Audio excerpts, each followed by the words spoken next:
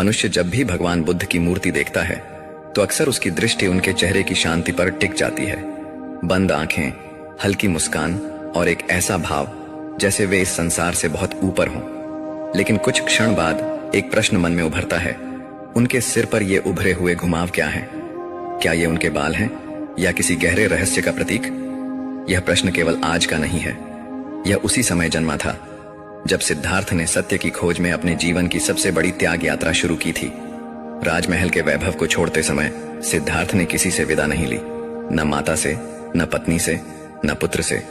उन्होंने केवल अपने भीतर उठती उस पीड़ा को सुना जो कह रही थी कि यह जीवन अधूरा है। उसी रात उन्होंने अपने लंबे बालों को काट दिया।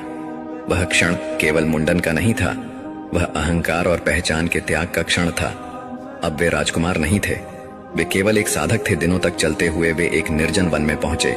वहां एक विशाल वृक्ष था। सिद्धार्थ वहीं बैठ गए और निश्चय किया कि जब तक सत्य स्वयं प्रकट न हो वे इस स्थान से नहीं उठेंगे। समय बीतने लगा। सूर्य उगता, अस्त होता, वर्षा आती, चली जाती। शरीर कमजोर होने लगा, लेकिन चेतना गहरी होती गई।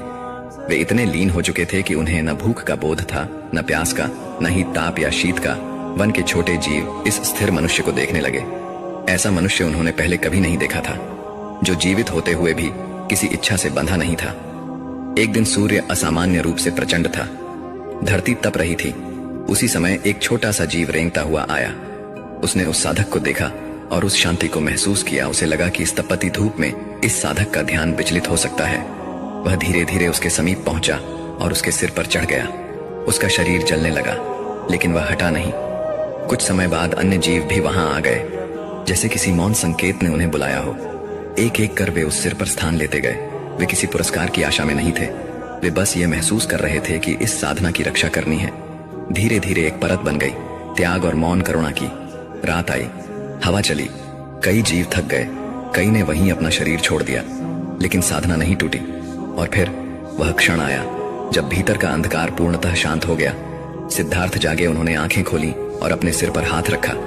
वहां छोटे छोटे निष्प्राण शरीर थे, जिन्होंने बिना किसी अपेक्षा के अपना सब कुछ दे दिया था। उस क्षण वे बुद्ध बने। उन्होंने उन जीवों को हटाया नहीं, उन्होंने उन्हें अपने अस्तित्व का भाग बना लिया, क्योंकि वे जानते थे यह केवल उनकी साधना नहीं थी, यह असंख्य मौन बलिदानों का फल थी।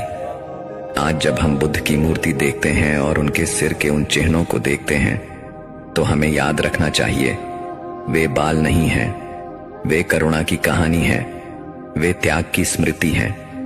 वे यह याद दिलाते हैं कि सच्चा ज्ञान अकेले नहीं जन्म लेता,